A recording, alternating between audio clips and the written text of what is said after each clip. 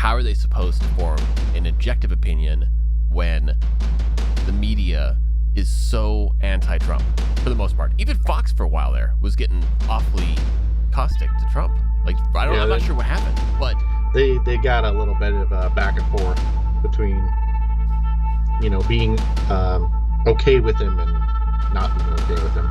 I don't think that Fox has ever been in love with Trump. There's a few network anchors that like Trump, like Hannity and Ingram. More of the late night ones than the morning ones or the afternoon ones. So. Right. And so all we hear is the grab him by the pussy comment. We hear the stuff about Stormy Daniels. We hear about all the lawsuits.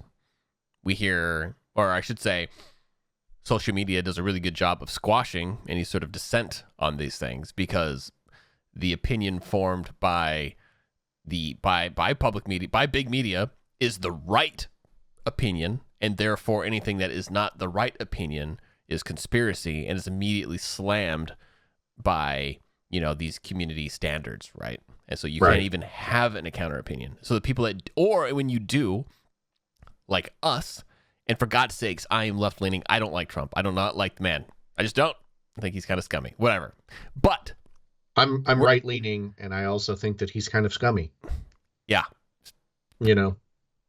But if you look at this little baby, teeny tiny podcast of an audience of just a handful of people on the internet, we've already got suppressed. It did not take long for the algorithm to identify us as conspiracy theorists and ensure that we're not indexed. Like we don't hit the YouTube algorithm. I mean, that's scary, and we're nobodies. Yeah. How is anybody supposed to come up with their own opinion outside of doing the tough work? Well, it's all by design, right? Like everything that we're seeing, everything that we're experiencing, even with this podcast, but well before that, over the last 9 years, it's all been by design to keep us, uninformed and guessing or grasping at the very first idea that you get when you think about Donald Trump. And they run a very aggressive smear campaign on him, and that's the last you hear of it. And now everybody's just Orange Man bad, So it's very scary to see where we have gotten as a country, where when I grew up, you could talk about whatever you wanted to. There was things that were distasteful to talk about, and people tried to not talk about politics or religion or whatever, unless you knew the person. But you could talk about whatever you wanted, and probably 5-6 years into having social media, it just all kind of went away. So it's pretty terrifying to see where we are now. It was quick. There was that concerted effort everywhere to ensure that Trump was completely deplatformed. And then they lumped him in the same bandwagon as Alex Jones. Yeah. And Alex Jones is a whack job. I don't care what you really think about him. He's been right about some things. But the problem is he's got so much insanity that, he was deemed a threat to society. Alex Jones is a threat. He just talks about the weird stuff, man. That's the problem, right? Weird stuff. He's well enough informed that he talks about the weird stuff, and everybody's like, man, you're an idiot. And then, 6 years go by and we're all like, oh shit, Alex Jones was talking about this 5-6 years ago. That's terrifying. But they threw Trump in the same bandwagon as Alex Jones. For sure. And they're like, look, if we could do this to Alex Jones, we could do it to Trump. Manafort, General Flynn, all these guys, man. Right. So how is anybody supposed to rise above this miasma, this media blackout of Trump? How do you even begin to have a conversation with somebody unless they are exposed to some of this? I mean, you don't. But we have to. That's the problem. And so I'm a great example of this, where I'm not indoctrinated into Trump. I J13 was the moment for me where my eyes were like, okay, something's going on here, right? Where he's there's like, again, no way Thomas Crooks acted alone. Something happened. And so there's other forces that are trying to get Trump out of the way. But so I started digging in that day. That was for me the opportunity to dig into it. And of course, when media say, lone actor, guys, he's a crazy 20-year-old. He circumvented 4 local, state police agencies and the U.S. Secret Service all by himself. These 5 agencies all working together couldn't find this guy in the small, teeny, tiny little fairgrounds. They couldn't find him, even though they were taking pictures of him right outside the window of the second floor of the AGI building. They were looking right at him. But, he's just too good, Zach. He was just so good. Yeah. What a terrorist. Jason Bourne. Yes.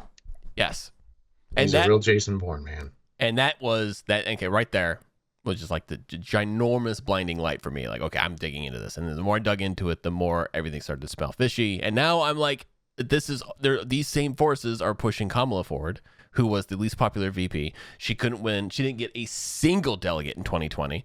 The first to drop out of the race. Tulsi Gabbard absolutely destroyed her in the debates. If you don't remember, go back and watch it. It's awesome. It's awesome. She just messed her up bad. Yeah. So.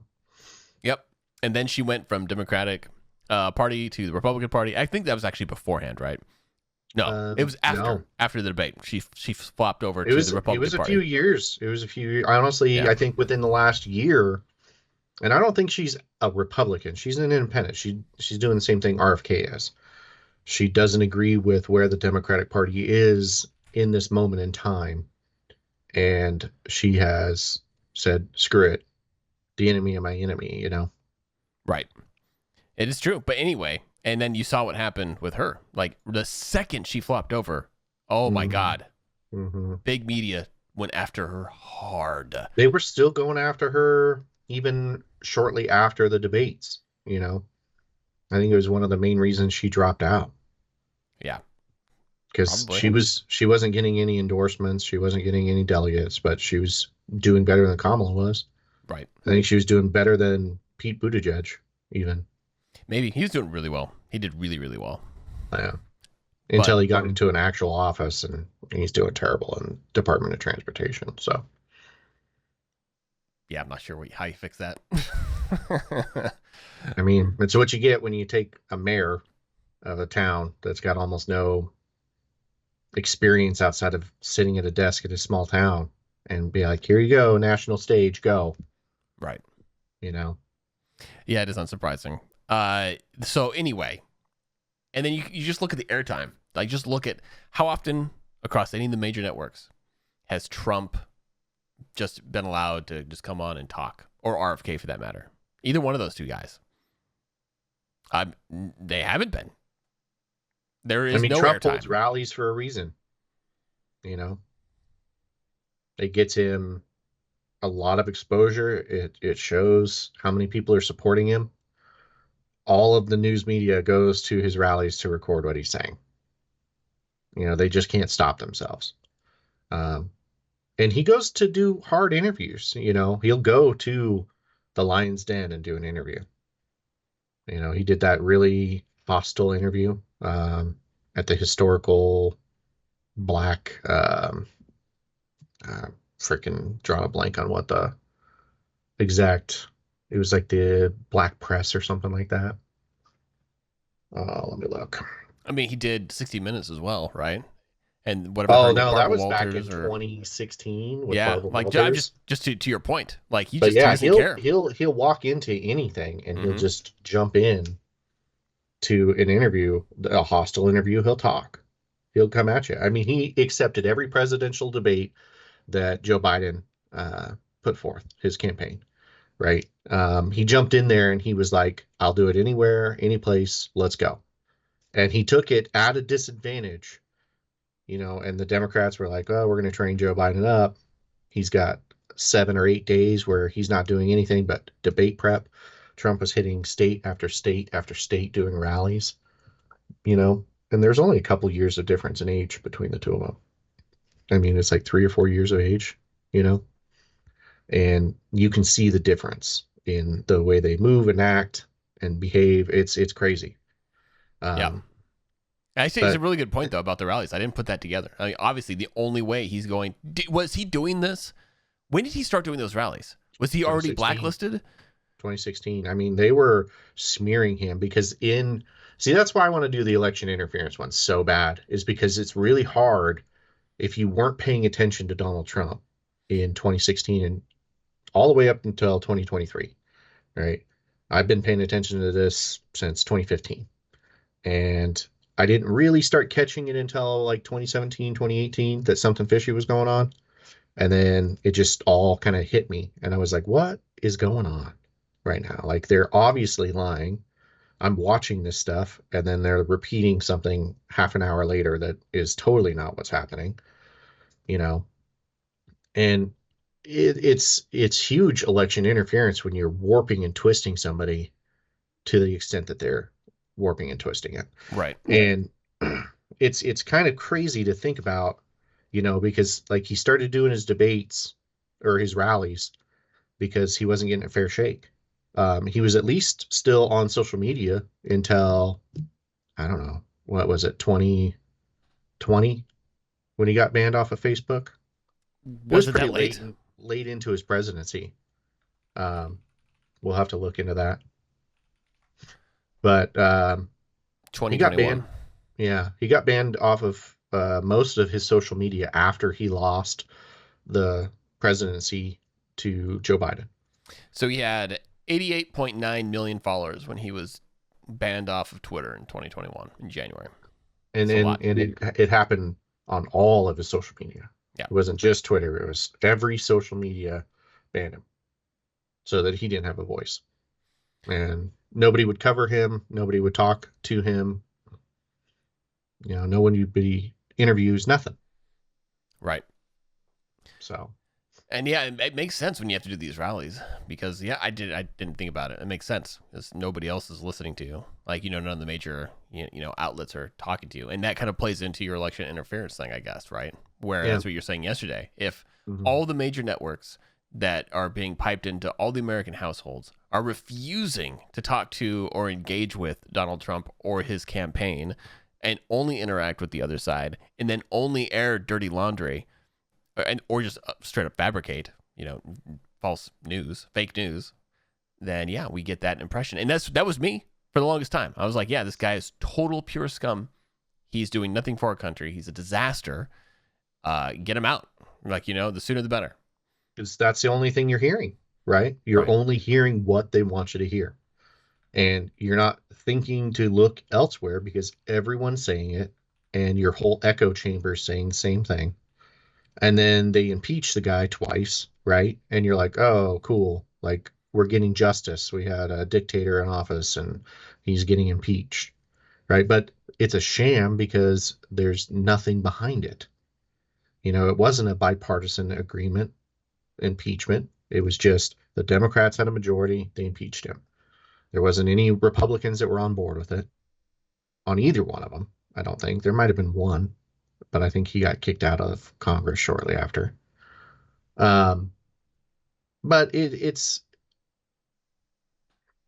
the same thing with all of these lawsuits, right? They take him to court. They run him through the bluest district in the county or in the country.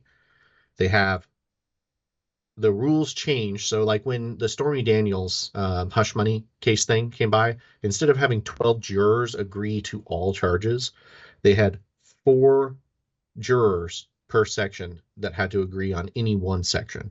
And if you got 4 jurors in any one section to agree to the indictment on any of the charges, then he was indicted on all of the charges. It was the craziest bag of shit I've ever seen in any it's not going to uphold on appeal, And what they get out of that is they can look at him and they can say, you're a convicted felon on 34 counts, right?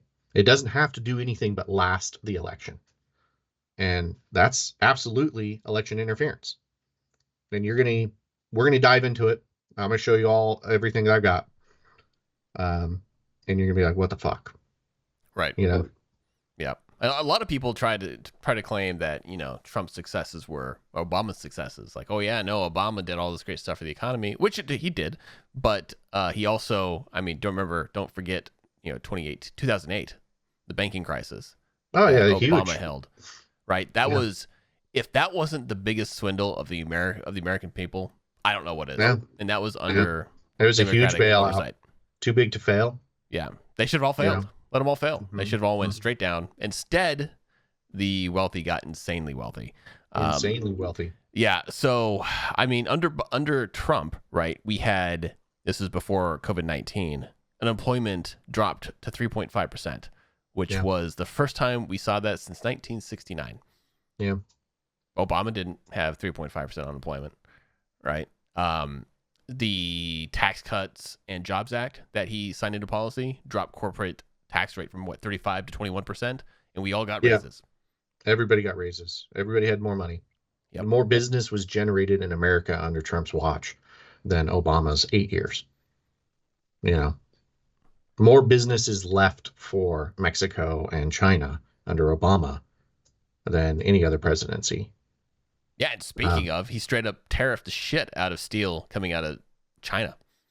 He's like, no, we're not going to play these games. We're not going to let China ruin our steel industry, just by trying to undercut us. No, fuck that. Oh yeah, they were buying steel mills in America and sending the jobs overseas. Right. Because they could bring it back. You could send, like, if you care about the footprint, if you care about green energy, right? We're sending wood and steel and all kinds of other manufactured stuff from America on cargo ships to China, getting it processed and then sending it back to America. And it's cheaper to do it that way than it is to do the business in America, right? So if you absolutely care at all about green energy, green carbon footprint, any of that stuff, keep the jobs here in America, keep the work here in America, pay Americans living wages, and pay a little extra for your goods and services, right? Right. But nobody will. I mean, I always tell people to vote with their money, right? Because that's the only thing that the world cares about. If you want to see more energy efficient, green, anything, stop buying the things that have huge carbon footprints behind them. Anything that's being shipped from overseas, don't buy it. Right. Don't buy Chinese crap. Don't buy stuff from South America. Don't buy anything that comes from outside of this country, because there is a huge amount of carbon that goes into transportation. So go to your local farmer's market, man. Eat seasonal. That's the best thing you could do for your country and your world if you really cared about it. Right. Yeah, it's pretty crazy. The amount of economic destruction that these shipping lanes actually do within the ocean and whatnot is it's pretty it's significant. And so a lot of them are just throwing their trash overboard. Yeah. Instead of keeping it on board. I think we stopped doing that in the 90s. And I don't know if that holds true, but it's like once you get out to international waters, you just dump your trash. One thing I wanted to ask you, because you got some numbers in front of you, I'm assuming you got GDP growth. I don't think that Obama got above like a 1.7 GDP growth in his 8 years that he was in office, in any year, right? Trump, I think in his first year in office, he had something like a 3.4 GDP growth, and it stayed in the threes the entire 4 years that he was in office. I mean, he had tremendous, and Obama was like, the days of us having a 2 or a 3% GDP are behind us. You're just going to have to live with the acceptance that we're going to have a 1.5 GDP for the rest of our time in America. Words came out of his mouth. So the GDP under Obama was 1.62%. The GDP under Trump was 2.5. Okay. That's a big number. A little bit lower than I thought they were, but still. But that's 1% in $1 trillion economy. That's a lot of fucking money. That's a lot. It's a lot. Yeah. You want all your health care for free, all of that stuff. That's how you get it. Having a high GDP within the country that we can actually pay for that kind of crap. I mean, there are other ways we can go about it. Maybe we don't build as many fucking strategic bombers that we don't need. And Absolutely. We literally think about just, I mean, most of the military people in the world could tell you that we could scale back 20% on our military budget. 20%. It's a lot of money. when we're talking $700 billion, $900 billion. Yeah. You know, It's it's a easily lot. 150 billion dollars a year that we can Yeah. pump straight into the economy. Yeah. Well, infrastructure, I should say. Anyway, but yeah. So, all of this to say that the public image of Trump is bad. And so if you ask the average American, person who's going to vote against Trump in November, when we ask them about the economy, it's going to come up with basically that, like, oh, the economy under Trump was terrible, blah, blah, blah. They just don't know. It's just like if you just take, Obama versus Trump, the numbers are glaring. And we haven't even talked about the border yet, right? Yeah. And the border, this is the one that's really interesting to me. Like, I think this is going to be where I want to have the conversation when I'm talking to my friends and I'm talking to family who are just deeply invested in Kamala Harris suddenly, right? I'm not even going to get into why they're suddenly super in love with Kamala Harris when they did not know who she was, or they did not really enjoy her, her vice presidency up until she's suddenly the nominee. Then they're in love with her and she's suddenly the best thing. Whatever. Because she got a D, man. Yeah. So it's just not even. Sorry, she doesn't have a penis. I want to be clear. She's a Democrat. Yes, she's a Democrat. But I think I'm gonna talk about the border crisis, because literally that was her fucking job. That was one of the things she was supposed to go and address, and she could still fix it. It's within her capabilities. She's right now in power. She's got another 6 months that she's got, or 5 months that she's got. Yes. To mess with it. One thing too that you could talk to him about is like some of the things that Trump did for minorities. Right? It's not talked about a lot. He had things like the platinum package, right? That he specifically crafted for minority business growth. He had historical funding for black colleges, right? HCUs or whatever they are. I can't remember the abbreviation. He did 10 years of financing. Obama never once did financing for the black colleges, right? HBCUs, historical black colleges. Okay. And universities. College. Sorry. And historically black colleges and universities. And those two things, like he was pumping money into the black communities like crazy to help with their communities. For the Native Americans, he created Savannah's Law, right? It's not something that anybody really talks about, but there's a lot of Native American women that go missing in this country every year. And they fly under the radar because nobody cares. And so he created Savannah's Law to help with that. I mean, there's a lot of things that Trump did that was never talked about because the media never talked about it. Right. And you could take the 4 years that he was in office, unexperienced elected official. He's never held any kind of political office ever, right? And he did more in the 4 years than I think the last 3 presidents did. I mean, so this is interesting, all right? Barack Obama is a black American. Yes? Yes, we did it. Okay. Yes, we can. So he is. I'm just saying that he is. Okay? Yeah.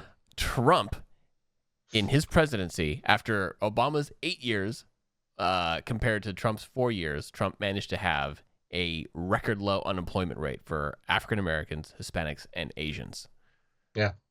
More than Barack Obama, the person who supposedly represents those underprivileged communities. He got hired for change, That's why they put him in office, for change. He didn't change shit. He bombed 12-year-olds in Middle East with drones. American citizens, Yeah. Okay. So I don't want to get into the whole Obama thing. Sorry. We could, but it's more like, So the First Step Act. Also, are you familiar with that? I'm drinking on this Sunday evening, so you can get some wild stuff. So I'm thinking that's something that I need to do during these podcasts, as well as have my cerveza in hand. Usually I don't drink. I mean, I kind of stopped in 2017, but a beer sounded really, really nice tonight. I haven't. Honestly, I don't drink unless I absolutely have to. You know this. And so unless it's like we're going out and we're drinking, it's like, you're taking somebody else. And what I'm I going to sit home and play World of Warcraft instead. Yeah. I do miss going to that martini bar and having Abby make us martinis. Yeah. She made some great martinis. They were dangerous. They were dangerous. They I mean, were all dangerous. martinis are dangerous, but they were dangerous. Oof. Yeah. Okay. So Trump also signed the First Step Act, which was aimed at reducing recidivism, improving prison conditions, and providing more tools for rehabilitation. That did not come. Oh yeah, that was huge.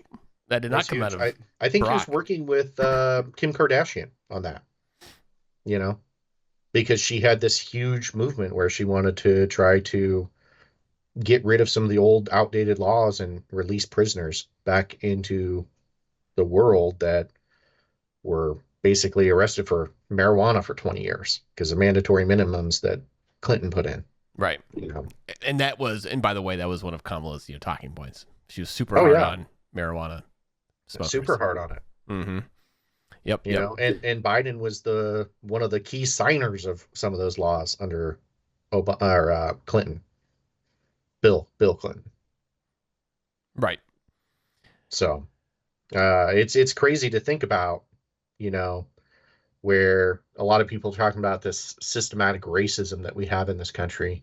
It came from a lot of bills, you know, that Clinton put forth, introducing mandatory minimums and this huge crackdown on inner city crime and crack cocaine that CIA was pumping into their neighborhoods. You know, I mean, it was a bad time. I think that was all of the late 80s and 90s for that. I mean, It absolutely wreaked havoc. Who is that? God, I can't remember the guy's name. Charlie Kirk. Yeah. So that's one of his points that he likes to make a lot, which I completely disagree with. So first of all, Charlie Kirk, just as an aside here, okay. What does this guy do? Like, who is he? So he's this highly educated. He's a highly intelligent, educated, 30-year-old white dude. Okay, grew up in privilege. Super smart. Okay, he's charismatic. He's witty and he's hyper sharp. He's been studying politics his whole life. He's awesome at debating. Okay, and he literally that's what he does. Now, what does he do? He takes this knowledge and he goes into college campuses and he argues with these 18 to 22-year-olds who do not stand a chance, okay? They do not stand a chance. Even if they're right, there's absolutely no way that they're going to be able to hold their own against Charlie because he's going to crush them. Yeah. Because he lives for that moment where these kids are just upset. They're like, I'm going to go rally. I'm going to go express my opinion. All emotions, you know? Yes. So, but one of the things that this guy likes to say is that, you know, that institutional racism really doesn't do much to keep the, you know, the black communities, you know, down, which is complete horseshit. Yeah, it is horseshit. Because it goes all the way back to, you know, the 1700s, right? So it's just like this country has not recovered from slavery. It just has not. It's not that they haven't recovered from slavery. We've done amazing things. We were the first country to abolish slavery in the world, right? We pushed that stuff. We've done amazing things, but social change doesn't happen overnight. It happens in measurements of decades. And the thing that you have to understand about America is it's about compounding interest or generational wealth. And if you disrupt a community like the American people have disrupted Black Americans' lives, you don't have the ability to build up generational wealth. And so that argument would hold a lot more sway if you said the reason that the vast majority of poor people in this country, you know, or the vast majority of the Black population is poor, is because the generational wealth was disrupted. And it was specifically disrupted in the 60s. Lyndon B. Johnson did a really good job of that on the Democrat side, creating the welfare state, making it so that nuclear families aren't cohesive in that community. And then they started doing it on white people too. So it is a breakup of the nuclear family and our communities that hold us back from creating generational wealth. And Candace Owens does a really good job of explaining that kind of stuff. If you're ever interested in listening to somebody talk about the generational wealth and that kind of stuff. Right. It's pretty interesting to listen to. Yep.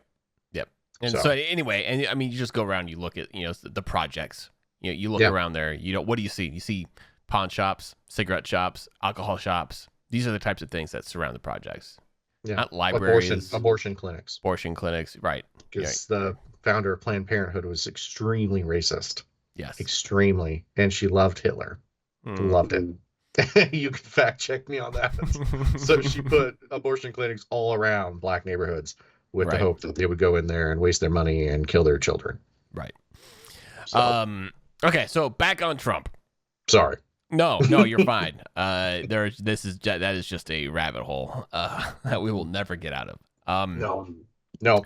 So again, we're talking about how if I'm going to have a conversation with one of my very left-leaning friends who is going to look at me as a crazy conspiracy theorist for voting for Trump, I'm going to be immediately labeled as a crazy person who has lost his way. I'm basically trying to think about any conversation that I've ever had with you in the last 4 years. Mm-hmm. And it was like throwing an egg at a brick wall, right? Fucking not making a dent. No.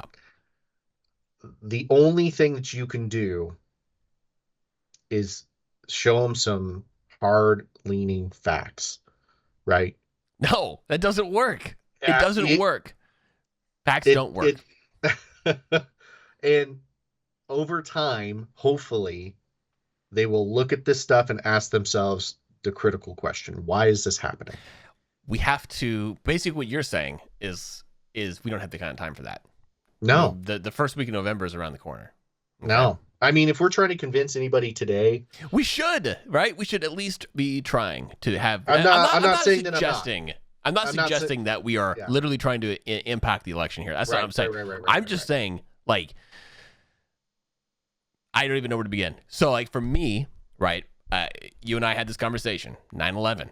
There's just no way fucking 9/11 happened the way that the American government told us it did. There's just no fucking way. I don't care. And it's something that I didn't want to believe for a really long time. Right. And so you just look at, you can say all you want about the primary, building 1 and 2, okay? But then you come talk to me about World Trade Center 7, and you tell me that when you look at that controlled demolition, you literally see the explosions going down and across in random spots at the back of that building, and then it just goes down straight top to bottom.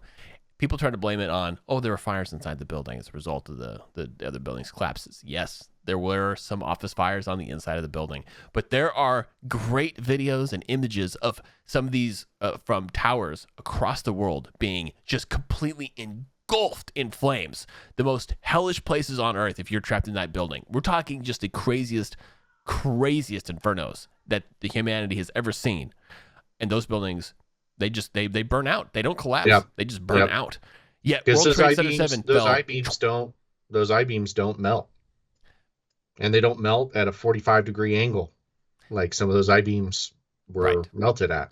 What Zac is referring to is if you look at the pictures of the massive support columns that were holding up the World Trade Center, they had these shears going across them at these 45-degree angles that don't make any sense.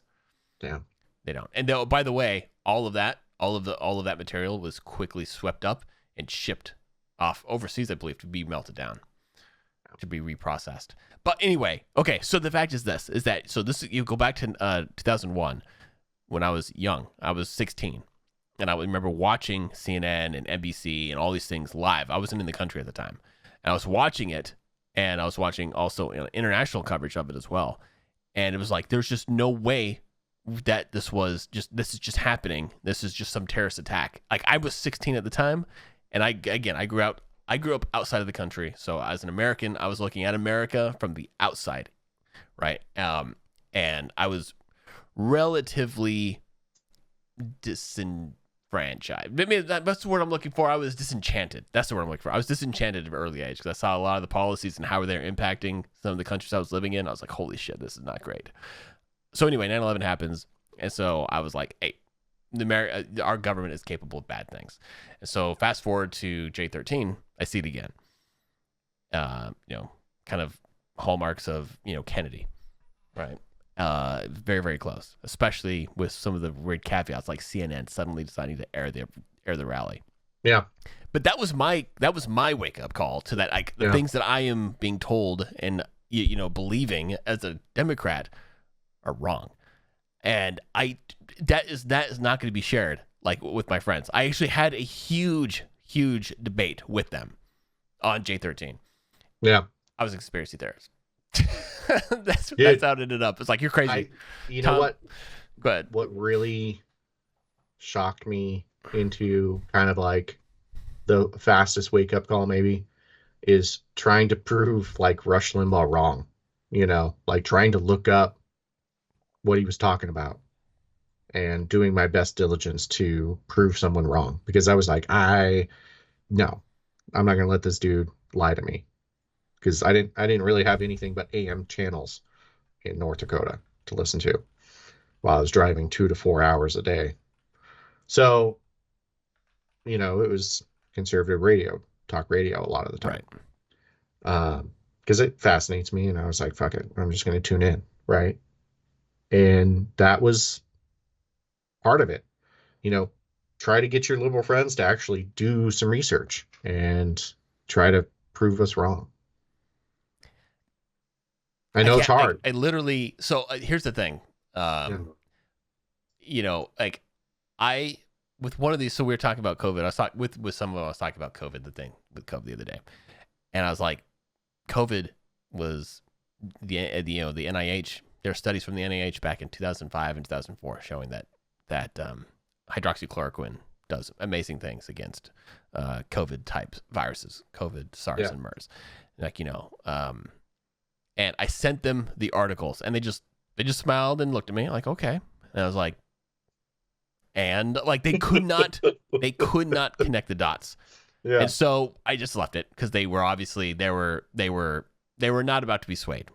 The vaccine, quote unquote vaccine, the Pfizer and Moderna was the way to go, which is complete horseshit. Now, I was like, okay, so let's talk about Monsanto's, right? The producers of Roundup, the leading cause of non-Hodgkin's lymphoma. And they're like, yeah, what about it? I'm like, do you realize that they were bought out by Bayer, the leading producer of medication for non-Hodgkin's lymphoma? And they're like, they just kind of smiled, like, yeah, I knew that. I'm like, don't you find that there's a bit conflict of interest? They're like, no, that seems perfectly reasonable. Right. And they were smiling at me when they said it. I was like, I don't even know where to begin. Like, you are there's so much, you're so conceited in this moment that we can't even begin to have a conversation. It's hard, right? It's hard. Yeah. And I would be like, what's karma taste like? But, infuriating. It tastes infuriating. I have a wiener over my shoulder right now, apparently. Yes. Say hello to all of YouTube, Aria. Is it? You should nickname that wiener the tuna can. Yeah. Inside joke, ladies and gentlemen. Not to be discussed any further. So anyway, yes, it is a terrible taste. But the fact is I'm desperately trying to find some avenue of just that. It's hard. It is really, really, really hard to change a person's mind when they have their pride going for them. They've got their biases going for them. Their ego is in full force. It's really hard to change someone's mind. And you can have a conversation with them until you're blue in the face, and you'll probably never convince somebody. And I think the politicians have figured that out. And they have generational politics right now that vote Democrat no matter what the fuck they do. Same with Republicans. They will vote the same way every time. They won't think about it at all. Right? And so you got to be like, how do you get through to someone and ask them to think critically at all, right? Because unless there's money involved, most people refuse to think critically.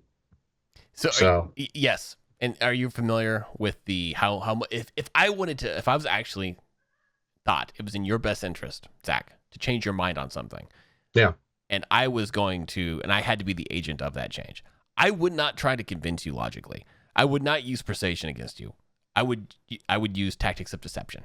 I would try and lie to you, right? Yeah. Because I knew you believed thing A, but in reality, thing B is going to help you in the long run. It doesn't even matter what it is.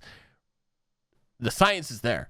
It is easier to simply have your opinion change based on deception versus persuasion. Why? Because deception, I'm introducing erroneous shit, right? I'm lying to you, giving you something to believe in, right? That already conforms with your it's called cognitive ease. It's easy for you to consume, right? There's perhaps an emotional appeal to this. I'm going to apply lots of confirmation bias. There's going to be a lack of immediate contradiction because I know who I'm talking to and I know how to speak to you and I know what already resonates with you. And then I can use social proof, just innocuous things that are not grounded in truth, but just things that are in the ether that I can just point to. Now, if I tried to persuade you, right, there's an automatically I'm going up against something that you don't believe in. It's called cognitive dissonance, right? So you're automatically are kind of like opposed to the thing that I'm even talking about. Right. Your identity and belief are attached to the thing that you believe in.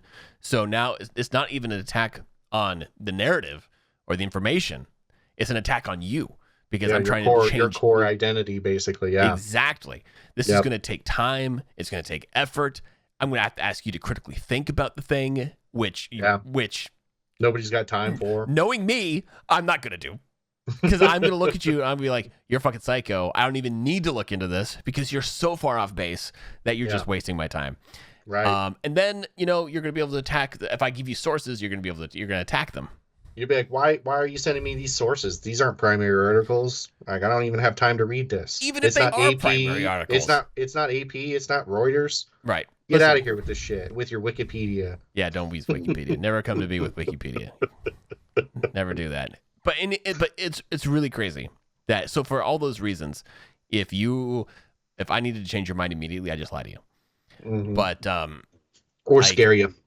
Or same deal, same bucket of. It's all deception, yeah. But it's using emotion to change your mind or make you have some kind of a reaction to it. That's why the government uses fear so much. Right. It's insane. Frustrating. Yeah. And so, I mean, and again, it all comes back to this, everything that we've been talking about, everything that we listen to, I should say, or hear about Trump or read about Trump is all bad. It's about his 93 lawsuits. It's about his, grab him by the pussy statement. It's about Stormy Daniels. It's about what was the name of the Russian girl? disinformation. What was the name of the Russian? Okay, so that's actually a thing. A lot of people don't realize is that the Russians, Iranians, the Chinese, the North Koreans are all actively meddling in our elections. The English, the French, everybody is meddling in our elections. Well, I mean, so the West not so much, but like the East is. You don't think that we don't put our finger on the scale in every election throughout the world? Oh, don't be wrong, absolutely. But we absolutely put our finger on the scale in Canada and France and England and everywhere else. Yeah. But we're talking about... They do the same thing here. Sure. I'm not saying they don't. But yeah. I've heard the argument made that the Russians aren't interfering with our elections. And it's like, they absolutely, positively are. They absolutely are. Yeah. Yeah. So are the Chinese. But, the Chinese, they're buying up universities and they're trading college students and they're doing all kinds of other things like that. They're buying agricultural, No, go ahead. I just have to shut the door. Oh, okay. So it's just like, no matter what you do, where you go, you're going to be facing opposition. You're going to be facing disinformation from everyone, our government, everybody else's governments, and you're going to have to spend time trying to figure out what is and what isn't. And the greatest defense against that is having something to stand for. And I think that the biggest obstacle that America faces right now is that we don't have an ideology that we stand for in this country anymore. There's no unifying message. There's no, this is what America is, right? And it makes me a little bit sad to see that happen. I know that we've got moments of growth and change, and all of that's welcome. I'm down for it. Like, if we have an outdated way of thought or a tradition that's been holding us back forever, like officers in the military, get rid of them. It's just, there is a lot of things in this country that are good and should be left so that when we have immigrants come to this country, they have some reason to be Americans and not whatever country they left from. We need to have a unifying message for the world and something that all Americans stand by. And we don't have that anymore, in my opinion. And it No. would be nice to get back to that. So I mean, we do though, and so America, but we don't hear it. We hear about everything else. Like we never like again, big media is not pro-American. Big media is pro selling Americans things, like whatever that means. It could be selling them vaccines, food, Nikes. whatever. It has nothing to do about strengthening culture and society. Yeah. Like never, like that used to be a thing, right? The news used to be all about that. Talk about the great things that we're doing. But yeah, and this is kind of the issue, right? We're talking about populists versus globalists. What's better for America? Well, the globalists want to basically import a Danish vaccine or a Danish, not vaccine, but medication to fight American obesity that is illegal. It's outlawed in Europe called Ozempic, right? It's going to be the most expensive, potentially the most expensive bit of healthcare the United States will ever pony up for. And all that money goes straight to Europe. Yeah. Meanwhile, America does the same thing, though. We export a lot of terrible medicines to other countries and allow them. There was like something that we were exporting to Australia. There was some kind of a gastric bypass mesh that wasn't allowed in the United States, and they sent it to Australia, and the government down there allowed it. I can't remember what it is 100%, but it was something like that.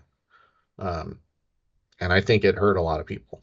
So 2/3 of Americans are considered overweight or obese. Yeah. 2/3 of Americans will qualify for Ozempic. Ozempic costs $1,500 a month. That's that $3 trillion earmark in a bill somewhere that we approved. Did we actually approve it? I think so. I don't think it's been approved yet. I hope not. God help us if it has. I'm thinking that it has. I mean, that's a big difference between some gastric mesh going to Australia versus $3 trillion leaving the United States. Yeah. Like, and this is true. The whole world uses our healthcare against us because we're open season. We're open borders for everybody. Yeah. And I think Trump didn't like that, if I can recall. He wanted to open up the pharmaceutical industry to importing pharmaceuticals from around the world because we don't allow that here in this country, right? For some reason, pharmaceuticals have to go through this rigorous process that denies a lot of imported medicines. And so Trump was trying to, it was his big push with like insulin and all kinds of other things to drive down health insurance and health costs. Right. So yeah, let's go right back to the Trump thing. The things that people aren't hearing, right, is that Trump, I don't know about you, but for me personally, and I think a lot of people are anti-big pharma in this country. I don't care if you're left or you're right. We recognize it as largely as a very corrupt and just evil institution. We don't like big money. We don't like rich people. Right, especially fucking the Sacklers. The Sacklers are like top of the list, right, in terms of just like look at what they've done to this country with the opioid epidemic that they directly benefited from to the tunes of $10 billion, something like that, over the course of this whole thing. Anyway, so Trump has been nothing but tough on the pharmaceutical industry, right? At least this time around. Everything he wants to do to kind of, help regulate them and bring them back in, right? But on the plus side, he had the Right to Try Act. He got that pushed through, which is awesome. Right? I mean, he's been doing this the entire 4 years that he was in office the first time. He was pushing buttons. He was messing with people's money. Why do you think there's this concerted effort to get rid of him? It's not just one industry. It's all of the industries. Anybody that was making money in this country. You had big cereal, big pharma, big ag, all of them trying to get rid of him because he's fucking with their money. And so as Agenda 47 is his big promise to take on big pharma and deal with this global freeloading is what he calls it. Yeah, because like he holds other countries' feet to the fire. Yeah, and so he's not going to let them. He's not going to let American pharmaceutical companies nor other international pharmaceutical companies come in and rake Americans across the the coals with price gouging. That's not going to happen, and that's the whole point of Agenda 47 is to go and address that. Yeah, and it's a good agenda. I mean, you should read through it. It's worth the read. It's not that Project 2025 crap that everybody's trying to push on you. You know, he he's got his own agenda on his own website. It's there. Read through it. Right. See what he's actually for and against. So You yeah, know, Project 2025 is led by the Heritage Foundation. So I can't remember who, but yeah, right. but that's what they're trying to talk about. That is Trump's project, right? That he's Right. trying to do that to the country, and that's not that's not his unifying message. That's not what he's pushing for. That's not his policy. Right. Right. Yep. That is. So if anybody is trying to associate that with Trump, it is erroneously associated with him, but it literally came from a Republican think tank that's called the Heritage Foundation. Yeah. And they're coming up with this thing. And the thing that you got to remember about Trump is he's not the Republican Party. You know, the Republican Party is flying on his coattails right now. Right. The Republican Party is a shattered party. You know, they truly are a shattered party. They have no idea what to do. Trump came in like a wrecking ball, man, Yep. and destroyed them. So I wonder why he didn't just stay on the Democratic side and try to do the I don't same know. thing there. Well, I think that the funniest thing, right? Because you always hear Trump saying that, you know, if he's going to run for president, even though he's been a lifelong Democrat donor, you know, he's been a lifelong Democrat. He's from New York. Um, he always said that if he was to run for president, he'd do it on the Republican side because they're stupid, you know, and they believe anything that he said. Right. And maybe he got into the race a little bit along those lines for that reason, you know. But the Trump that entered into political office 2016 is not the Trump of today. The Trump of today is weathered, seasoned. Right. He is He knows what's up. destroyed from his past. He is created specifically to save America at this point.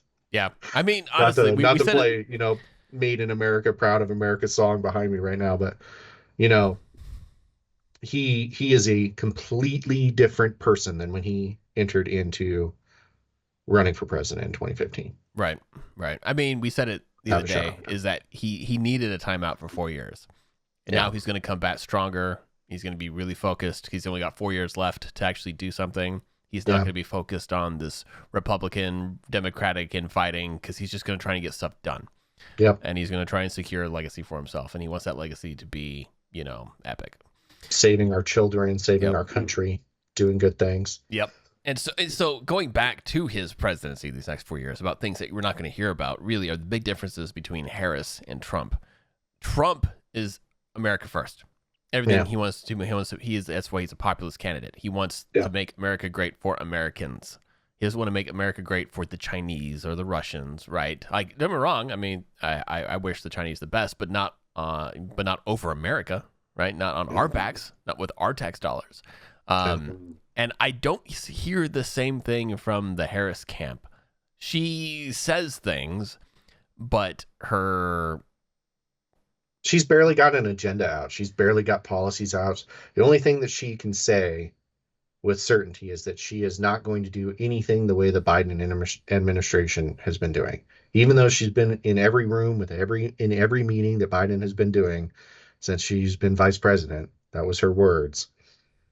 You know, she was actively involved with the Biden administration. She's doing everything in her power to distance herself from that administration because it's not a winning message. Nobody wants what we currently have. And so she's trying to distance herself and change her campaign overnight, and it's just not working for her, I don't think. I worry. It'll be interesting when we actually get to the debate, how she's going to get her message across. I'm honestly curious. Like, if they don't have teleprompters on there, it's going to be like the sky is blue because it's blue, and time is time because time is time. Followed by maniacal laughter.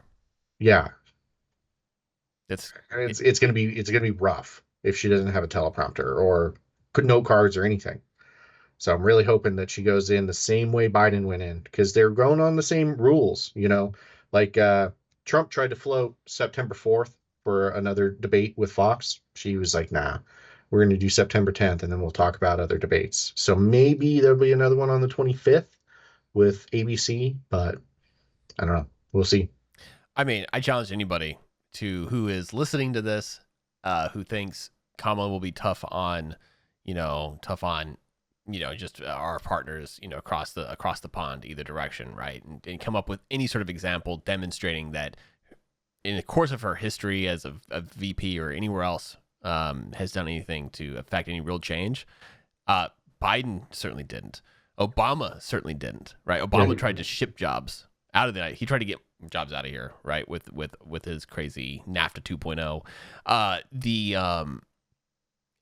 But look at what Trump did with China with his tariffs. And Yeah. it only took one country. He literally took, he looked at the biggest person in the ring. It was, it was China. And he's like, we're going after you. And then he started slapping crazy tariffs on steel. And guess what happened across the world? Everybody's like, oh shit, we could be next. Yeah. Start working with your American counterparts. Start reducing prices, or else we're going to get slammed. Yep. Well, look at everything that he's done with the WHO, World Health Organization, the UN, and NATO. Everybody was supposed to, put 2% of their GDP every year to NATO. And most countries are not doing that. Most countries are 10 years behind on their payments. And Trump was like, if you do not do this, we will not come to your aid. And everybody started paying, because he's sick and tired of the world riding on America's coattails. He's like, if you want protection and you want to be in this alliance, you have to pay what was agreed upon in the treaty. That's the plain and simple of it. Right. So basically, and I don't think that's an unfair message to the world. So it was 2%. Yeah, you said it. So for NATO specifically, if you wanted to be a signatory, if you wanted to be in NATO, you had to contribute 2% of your GDP to kind of like, to defense. And NATO was going to help you figure out what you needed to do to kind of be a strategic, partner. Yeah. And all of these countries in NATO were like, meh, the United States will pay for it. And prior to Trump, we were like, okay, we'll pay for it. Yeah. And Trump was like, bullshit. Mm-hmm. Like if you want troops on ground one day, if you get invaded by somebody you don't like, then you better fucking pony up the dough. So they started doing it. Yeah.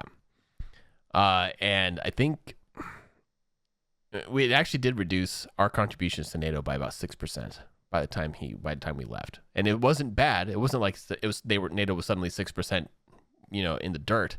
No, that 6% was coming from other countries in NATO. Yep. It's pretty much meant, it's exactly what you want to see. And the same thing within the UN. Yeah. And he's pulling out of treaties because people weren't upholding what their, the Paris Climate Accord, which totally shafted us. It didn't do anything to China, which is, the biggest contributor to carbon and climate change. Like if you're looking at CO2 emissions, China beats the top, I think 6 or 7 countries combined. Right. They're putting a new coal plant every week in their country. So because they're a developing country, they're exempted from the rules. And that's, that doesn't make any sense to me. If we're trying to cut global emissions, why anywhere in the globe, anybody should be exempt from any rule that we're doing. So, you see a lot of reasons why, if you hear from the media, President Trump is pulling us out of the Paris Climate Accord, you're like, oh no, that's terrible. We're going to pollute the planet. America has continued every single year to reduce our climate, our carbon footprint every single year. I mean, we have coal plants that don't produce CO2. They produce oxygen because of how good their filters are. So it's just a little bit mind-blowing to me that people hear the title of an article and they don't read into it. They don't follow through anything. They don't put multiple sources. They don't try to do anything. They just believe it automatically. And you're like, okay, cool. America's bad because we pulled out of the Paris Climate Accord. Americans don't read articles. We wait for somebody to read them to us on the news. I mean, I'm slightly guilty of it some days, but a lot of the time I'll be like, okay, what's this all about? Right. Sometimes I only have 20 minutes to read headlines. And then 2 weeks later, I'll be like, what was that headline? I Right. read this thing. Yeah. What's it about? And Jesse will be like, dude, it was stupid. You're stupid. Typically. Like, Okay. I mean, so just to touch on the WHO thing one more time. Like, again, this is kind of like this whole line of shit that the American public was fed. All right. So COVID-19 was found in China, in Wuhan, in 2012. All right. In 2012, 3 people died. 6 people contracted the disease from a guano mine in Wuhan. 3 of them died. WHO on scene shortly after. It was like, 8 years later that this whole pandemic exploded. Yeah. WHO was there for 8 years and let this thing happen. Well, I wouldn't say they let this thing happen, but they did nothing to stop it. They didn't let it happen. Call it incompetence, call it whatever you want to label it. They didn't have resourcing. They didn't have the right knowledge. They didn't have the right whatever. I don't care. WHO was there. And then they had the audacity to come basically and ask the United States for a bunch of money to go combat this thing. It's like, why aren't you asking the Chinese for the money? Yeah. Like, it came from Wuhan. Like, they wouldn't even have one bad word for the CCP. They have never once said one bad word about the CCP. They'll talk trash about America all the time. Yep. Right? Because we allow it. The CCP, you talk trash about them, they cut you off immediately. That's why everyone in America steps on freaking eggshells when they're dealing with China. Not Trump. He comes in, he calls it like it is. Right. You know, there's a Saudi prince that's not supposed to be touched. He'll touch him. He's like, I don't care. Yeah, he will. He absolutely will. All right. Okay. So we didn't hear about any of this, like from an American perspective. We just hear that Trump was pulling out of the WHO. What a bastard. Well, yeah, because they're completely complicit with the Chinese government, and they're not going to do anything, like to offend the Chinese. And then in irony of ironies, they're going to come to the United States to come fund this COVID pandemic that the Chinese started and refused to support. Yeah. So of course, the organization is not working for Americans. So just leave. It's like, we don't have to be here. Just because it has world in the title doesn't make it true. Right. So get the fuck out. But anyway, we hear from the media just how bad Trump is for pulling out of it, as opposed to holding the WHO accountable. Good journalists would hold the WHO accountable for what's happening. We did not see good journalism. We just saw them, again, stand on the pillars of we hate Trump and we're going to do everything we can to destroy this guy. Yeah.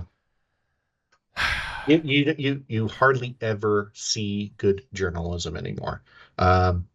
You remember what happened with the Twitter files with Matt Taibbi, right?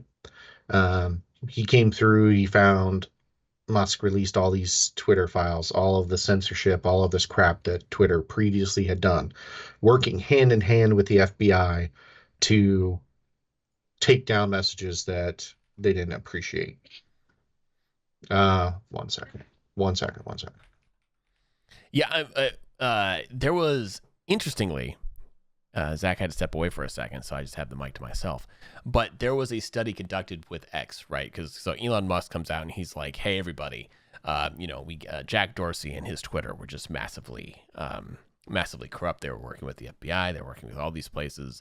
It was as a result, Twitter was this crazy hyper liberal place where conservatives didn't have a voice." And Elon Musk was like, we're gonna take it back control, and we're gonna make it an even playing field, et cetera, et cetera. But I mean, there was a study that was done afterwards, and I'll have to look it up, and I'll wait for Zach to get back before I do. But a study was done, and I believe it was using X's own data that demonstrated, and Twitter data, I should say, together, that showed that while Jack Dorsey led Twitter, it was pretty even. There was as much. I think it was actually there was more conservative leaning interactions, posts, etc. On Twitter than there was liberal. There was more. Okay, And then, yes, there was capitulation though with Twitter and the FBI. That definitely came out. But Elon buys Twitter, renames it X, and calls it this platform for free speech. But I believe now you see less of it, right? Like, what did he do? He came out and like he's banned a handful of guys. I have to look it up. Wait for Zach to get back before I do it. But we'll see. I'm not exactly sure, how Twitter is gonna, or how X is gonna play a role here in the future. But it's gonna be interesting. Now that you're back, sorry about that. I had free reign over the mic and was able to run your name through the mud, as I would do. That's good. So yeah, I mean, it's gonna be Twitter and X is just one good example. Did you know that under Jack Dorsey, there was more conservative political engagements, conversations, tweets than there were liberal under Jack Dorsey? Yeah, I did not know that. Yep. Was that before they started like shadow banning everybody? That was just in general throughout the just kind of like leading up to X takeover. No shit. Mm-hmm. I did not know that. That's actually an interesting fact. Yeah. Yep. But Elon did find that Jack was definitely complicit and with the FBI. Anything it's the crazy. FBI wanted. It was crazy. You were talking about the Substack and. Yep. Okay. Sorry about that. No, it's all good. Sorry about that, listeners. Zach suddenly was whisked away by his significant other. I had wife aggro. Yep. Go take care of. Okay. But I mean that's so anyway. With this, so we moved on to the social media. We kind of were talking about how big media has just been dragging its name through the mud, and then you get back into social media, and it's the same thing because of the tech titans are all left leaning. They all are. Microsoft, Google, Meta, Alphabet.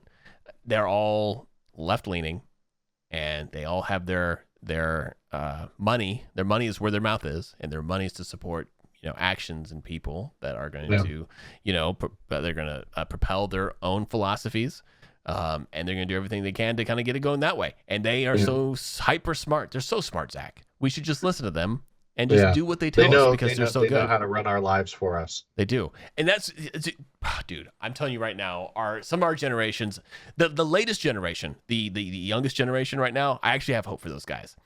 I literally Generation Z? Are you talking about Generation Z now? I think it's Generation Z. It was or Alpha, the one below that. I think it was Alpha, the one below that. I watched this it was like a 15, 16-year-old on YouTube, literally listening to it might have been a Z or a millennial talk about woke culture, and this Alpha person was like, "Your woke is so bullshit.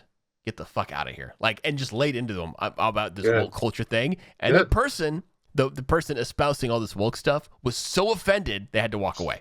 And I was like, "That's exactly the fucking problem. You can't even have the conversation with a 16-year-old." Yes, and it was clear young. So bad that you couldn't have a conversation with a child. Yes, yeah, it was amazing. And I was like, okay, so there's hope here. There's hope here. Yeah.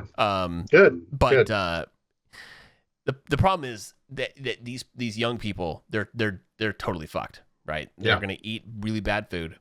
It's all chemically enhanced with all these pesticides, all this shit. They're going to be consuming media from that their millennial parents have been consuming. It's all over social media, which is the way they all communicate. They're not going to hear anything about anything that is outside of the liberal agenda. And so how are they supposed to form an independent thought? How are they supposed to think anything other than these things? They're fucked, is what it comes down to. They're not allowed to think for themselves because from the moment they're born, they're told, don't think. Here's the spoon. Use my algorithm. Ask ChatGPT. Don't think. Ask ChatGPT. ChatGPT will tell you what the answer is. You don't have to do any research. Oh, by the way, we've excluded some things from ChatGPT. ChatGPT is only going to show you the truth that we believe to be true because we are gods. We are billionaires. We know these things, and they're damn. It's terrifying, isn't it? Nobody's going to read. Nobody opens a book. Like I was saying, like a couple episodes ago, somebody literally asked me for sources. Okay. I said, hey, I'm worried about our power grid. Okay, I'm worried about an electromagnetic storm coming from the sun could hit our power grid. It could take everything down and send us back to the 1700s. And they're like, why do you think that? I'm like, well, there's the potential that we have this geomagnetic excursion and that we're getting ready to fall off that our magnetic shield for the Earth is about to get to a certain weakness that these just standard solar flares that the sun it produces that hits the Earth could actually have dramatic impact on our power grid. And once it's gone, it's going to be impossible to bring back up. And they're like, oh, that's far-fetched. Do you have any sources? I'm like, I do. I have a study from the Air Force. Would that suffice? And they're like, absolutely. I sent them the source. They refused to read it. I was like, motherfucker. Like, what do you want from me? That's the problem I have with people when I am having a conversation. We're having a conversation, right? Like, this happens with my brother sometimes. And we'll have a conversation. He's like, well, where are you getting this information from? And I'm like, just cruising the internet and then looking into it like normal people would do. He's like, well, where's your primary article? Where's your dissertation? Right. And I'm like, that's not how real life works, man. Like there's a lot of people out there that'll be like, oh, that's just conspiracy theory. Yeah. Today, in 4 years, it's going to be truth. Just because we're talking about it doesn't mean that there isn't any truth behind it. It's just you got to give it time for everybody else to catch up and enough people to like, I want to dig into this. What's going on here? Because everything with politics is kind of like, if you don't dig into it immediately, if it doesn't offend somebody immediately today, nobody cares about it. And then it goes into a history book. And then 20, 30 years later, they're teaching about how bad corruption was in 2020 at college campuses in 2050, right? That's the most you're ever going to get out of it. So I don't know. It's a little bit crazy to me that people will not even try to have a discourse with you. They'll just automatically, no, I don't have time for that. Yep. You're wrong. You don't adhere to my bias. Nothing that you say is relevant. move on. Zach, you invaded their safe space. I know. Please remove yourself from their safe space. There was a long time that, people had been able to just have a conversation and make things work. And that time is gone. Yeah. I think social media really did destroy us. Like I listened to my parents. They're like, that's going to ruin your fucking life. I'm like, whatever. It's great. I got off Facebook in 2012. Because it was so bad. It was so toxic. It was ruining just me personally. The quality of my life was going down because of Facebook. And I left and it's just been better. I never went back. I think I stopped using Facebook in 2020. I think I stopped using social media in 2020 in general. When I stopped using Reddit. I no longer browse Reddit after that ass clown Spez, the CEO, banned all third-party apps. Oh, wow. I used Alien Blue, which was my personal favorite. Yeah. And then he banned it. I was like, well, fuck you. Yeah. I'm not going to use your platform anymore. Guess what? Love it. Life still exists outside of Reddit. Shocking. Dude, I don't really adhere to a lot of social media at all. Like I'll cruise through now, Instagram. Though. Yeah. But it was just all conservative crap in my Instagram. So I got my feed like on dial so I can like scroll through a bunch of conservative talking points. And I'm like, I'm going to look into that later because that's interesting as hell. Right. I just recently, I actually, when Elon took over Twitter, I was like, okay, I'm going to stop using Twitter because fuck the Elon. This guy. I'm glad I'm happy. And you're back. I'm happy. Yeah. Like I had very much the wrong impression of Elon for the most part. There's a lot of things that he's a really weird dude. He's just a weird guy. I mean, he's got Asperger's, right? I don't know what the fuck he has. He's on the spectrum. He's on the spectrum. So yeah, he's just a strange person, and he doesn't. Yeah. In any case, I have gotten over that, and I'm trying to lean into the positive sides of what he's trying to do for humanity. Right? Yeah. He's still a billionaire. He's still going to do whatever the fuck he wants to do. He's got the power and wealth to be his own independent entity. But I'm back on X, and so I'm using X though as more of an opportunity just to kind of stay in some sort of social media zeitgeist, just to kind of hear what people are saying, which is why actually, so speaking of the hate of social media, of which I really do have. It would be so sweet if we could take this podcast, like even like on the road one day, and literally go hang out. And I don't want to go to big cities. I'm gonna go to small towns. Just go to small towns and just go hang out. Go to the local bar, the one that everybody goes to. Go talk, call them up ahead of time. Say, hey, we'd love to stop by and just chat with everybody, and then just do that. That'd be so sweet. Just to hear what everybody's doing out in the middle of the heartland, Rust Belts. That'd be amazing. Let's do it. Yeah. Well, we need to convince some asshat to give us money to go do that. we need some big sponsor to be like, hey, you should go. Here's money for a van with internet. Listen, Jesse wants a sugar daddy. He is 6'5". He has blue eyes. Somebody sponsor him. Right. But it's what I do with it. I'd literally just go on the road and it'd be so much fun. Yeah, just to talk. It's just like, like, hey, have these conversations and then because we have one thing that we have that a lot of people don't, right? Just being, because we are first generation internet users, right? We know more about how the internet works than anybody else because we were there from its instantiation, right? We took our first steps together on the internet. It's a language that we have. I think I've been using it since I was like in the 4th grade. Right. And so we powered up Netscape. We turned on our AOL. Turned on AOL. We did all the things. And so what it is though, and we also hit that technology wave early. We got into IT and computers and programming, whatever it was. Meaning, so the fact is that we know how these algorithms work because we built them. Our generation built them. So if there's something we need to find on the internet, we're finding it. And we're going to find everything that supports it. If it's still there. We have the Internet Wayback Machine to go find everything. So you can't hide from us. And so we could take this, though, and if we do go to these bars and whatnot and have these conversations, we can just bring all that information with us. So nobody's left out. It'd be a lot of fun. We'll be like Charlie Kirk, only in bars. And not campuses. A giant douchebag.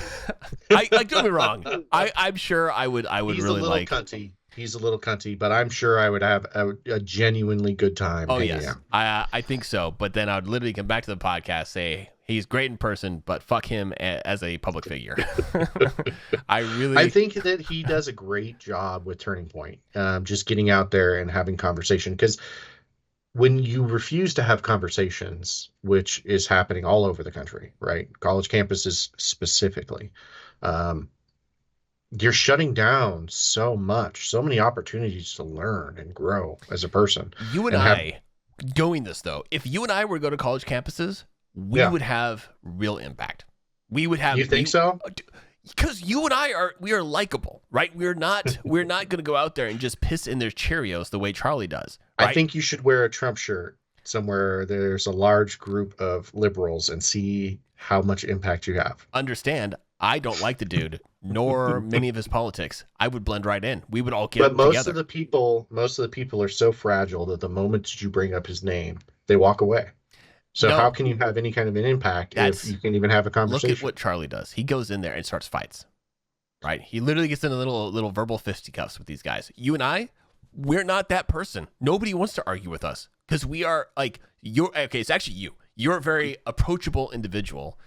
And people like just hanging out and talking. And honestly, I do the same thing. Like when I'm talking with other people, I do a very good job of ensuring I'm not trying to be adversarial or combative. I'm generally interested in what they say. I engage. I want to hear what they have to say. And then I establish that rapport so that I can say what I want to say. And then there's a chance that they might actually hear me. There's a chance they won't, but it's whatever. And that's how you and I work so well together. It's because I'm genuinely interested in what you have to say. You send me a link, I'm gonna go look it up, right? And then most of the time, yes, you do get that. I'm not even gonna go to some of the crazy places you've been because it's unfair. But we go do this thing. If we were to take this to like a college campus, and I guarantee you, people would be like, "Well, what's this?" And we were to talk about the things we're talking about. Kids love conspiracy. And that's fucking facts. A lot of the conspiracy that people label conspiracy today are the shit that's actually happening. And they would just eat it up. Anyway, I'm just saying Charlie Kirk's got a small face. Okay, now... he's got a giant head, which is crazy. Because he's got a big, huge body, too. He's just He's got to. I think He's it's all of the gray matter because of how smart he is. It's he got to store somewhere. nah. He's it's just the way people take his picture and they make him look like a wacko. When he's the most. He just looks like a dude. He just looks like a Yeah, dude. yeah. But I'm not He's. sure. I watch a lot of Charlie Kirk, so Yeah, I'm not trying to be unfair to the dude. He same.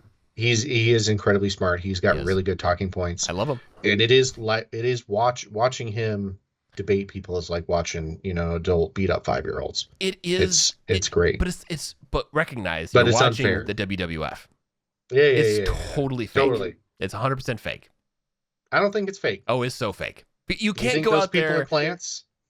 It's like saying Hulk Hogan. Okay, using the WWF and Hulk Hogan's record to say he's the greatest fighter in the world.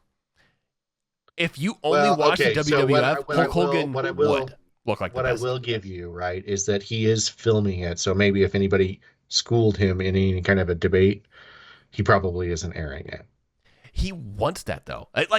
So that's the genuineness of him. In the moment, I bet you anything, if somebody sat down and he was debating somebody and somebody actually had some good points, Charlie would be taking notes. He's not an Mm. idiot. He's like, "Oh wow, that's super interesting." He would take it back and he would have the whole conversation. He'd be interested and engaged. He would want the person to lay it all out so he could take it back and then behind the scenes deconstruct it and then So he could work. destroy him the second Yes. second Yep. time. Yeah, that's what I do. Oh, totally. But we only see the latter. We only see Yeah. him destroying people. I love refining. I love refining my debate. Like Yeah. anybody wants to talk to me about anything, I love refining my debate. Yes. So A lot of people don't. What's funny is I've noticed a lot of people don't do that. Even within my own close circle of friends, we'll have a conversation. I'll get my ass whooped. I'm like, I did not think those things. I'll go back and I will. I will either. But the thing is, well, at least with them, because we all kind of think left-ish.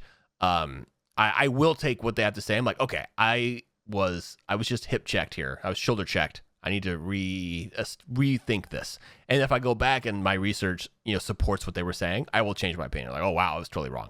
Like RFK, for example. I used to be like, dude, why the fuck would anybody listen to a guy who's got a worm in his brain? Right? Like that was what I totally. thought that.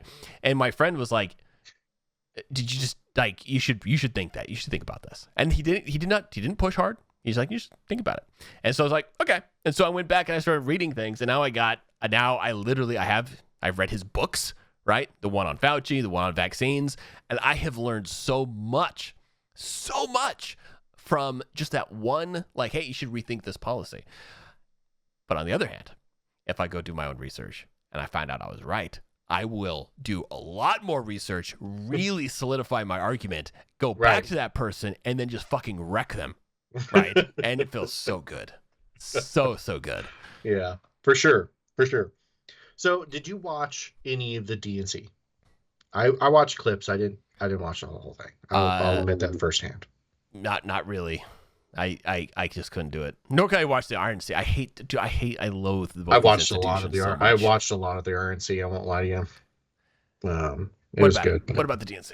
So there's just like little things about the DNC. It was just, the clips that I caught, it was watching Tim Walz drag his special needs son across the stage, yanking on him, yanking on his arm. That was kind of hard for me to watch because like you already see a lot of this Tim Walz crap, right? Where he is, stolen valor and claiming that he's done all these things like carry a firearm in battle when he dodged out of going to combat with his unit.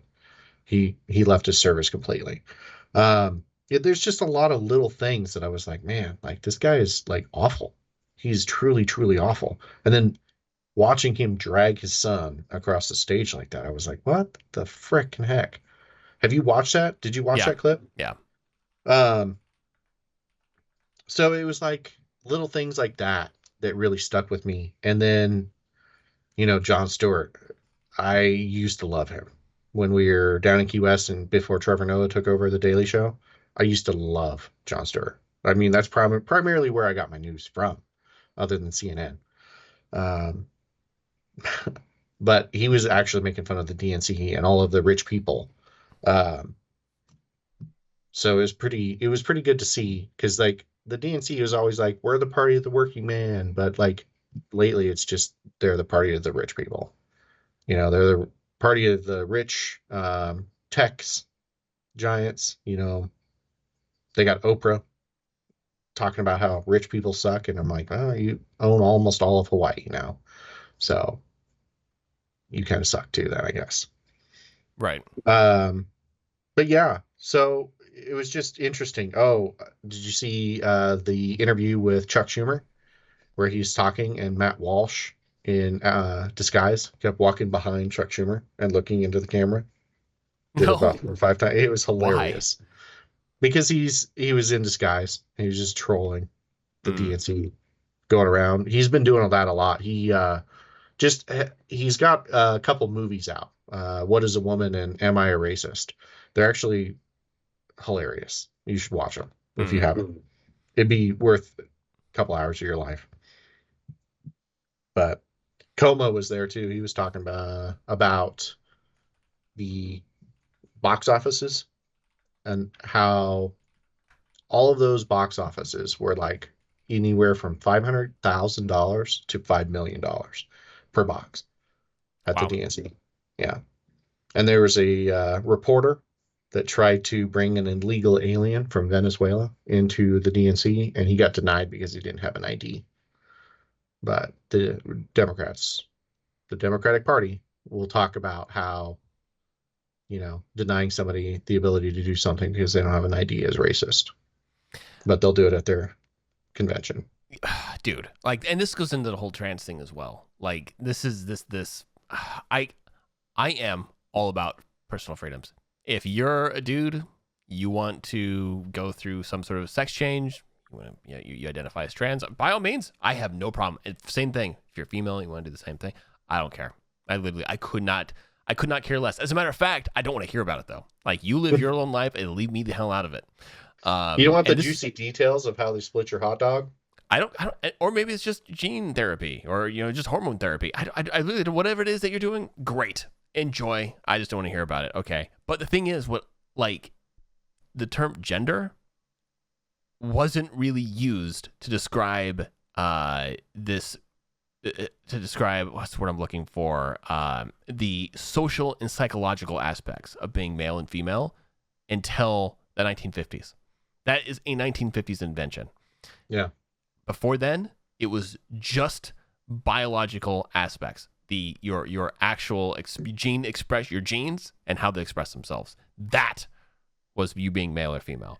But that little thing back that John Money said back in the 50s, his little study talking about the psychological aspects of being male and female, has ballooned into where we are today. Yeah. And I don't think it's really helping people. I don't think so either. It's like I'm watching I'm watching close friends and relatives having to deal with this with their kids. And in some cases, I'm seeing some kids that are choosing to identify in a different direction, and I'm watching them grow up. Their lives are not great now, but luckily they're protected by their family. Just wait till they get out in the world, and they're going to have to figure the world out for themselves. They're going to have to figure out who they are and how they fit in this place. Yeah. I don't know how they're going to do. I feel, pretty bad for the whole movement. If you want to be who you want to be who you want to be, right? But also understand that nobody else has to cater to you. Right. Nobody caters to me. you know, if I'm being an asshat, somebody tells me I'm an asshat, and I Right. just have to deal with the fact that I'm an asshat. That's just the way the world works. You can't expect everybody to bend over backwards for you. That's not how the world works. And it kind of makes me think about being in the military, right? The best piece of advice that I ever got was that your advancement is your own. Nobody cares about your advancement the way that you care about your advancement, is what it was. And basically, it's like nobody's going to care about your life the way you care about your life, right? So we're all kind of in this alone a little bit, and you just have to come to that exception. Realization. Yeah, thank you. Mm-hmm. So it's just, one of those things. You can build a community, which is fantastic. Build a community. Have friends and family, people that love you. Make your own family, whatever. Everybody does it all the time. I got Jesse. I got a lot of friends. You know, Lucky you. and I mean, You're a it is likable what it guy. is. Everybody wants to be your friend. But I'll tell you this, most people are fair weather friends, right? I've got a very select few of people that would actually be there for me in trying times. And that's okay. Uh, you just have to accept that. But also, when you want to have a conversation, there are a lot of people out there for you too. Um, but I feel bad for people that are running down this path because the vast majority of the people that are doing this trans identity are on the spectrum of some sort. Um, because, like RFK was talking about in his speech Friday, um, he was talking about how 1 in 36 people have some form of autism. And the vast majority of those people are falling for this trans identity um, dilemma that the big pharma wants you to fall for. It's not Because even once you that fall though. for it, well, once you fall for it, you're a lifelong customer, right? So there is that. There is, but it's as much as it is biological, it is social. And the Yeah, biological aspects for everybody who's listening, you should go look up. So if this was a human thing, okay, this is something that was just a humanity kind of experiencing a new age of freedom, all right, and we're allowed to be whoever we want to be, then you'd be seeing the rise of LGBTQ, okay, this new society and culture worldwide. Guess what? You don't. You see it uniquely in the United States. yeah, Uniquely. And there is a whole bunch of other things that you find in the United States uniquely. The rise of obesity, heart yeah, disease, autism. The food that we eat is poisoned and toxic. The pharmaceutical industry, the things that we import is allowed in the United States. Things that are allowed in the United States are banned everywhere else. Germany, UK, France, Spain, they're all banned in all these places, even in Canada and Mexico. A lot of the things that we take here, the Mexicans are like, oh, we would never give that to our people. And yet here we are, just straight from syringe to vein, right? From factory to your circulatory system. It's crazy. So don't think that this new movement is just a new enlightenment period of society. It's not. It's a product of what we're eating. yeah. But I mean, the reason that we're eating it is because the big pharma wants you to eat it. They Well, all the work FDA, hand in bro. hand. The FDA, That's what I'm big saying. big food. There's its They own get thing. Like they it's get its an own. incredible amount of royalties. Like I was listening to RFK's interview today on Fox, and it's pretty good to listen to as well. Yeah. So It's crazy. And so I know you're doing this thing. You're getting a house. You got some acreage soon. You're gonna start making and growing your own food. I'm I super have excited about that. so luckily one of my close work colleagues. Okay, this guy is he makes more money growing tomatoes and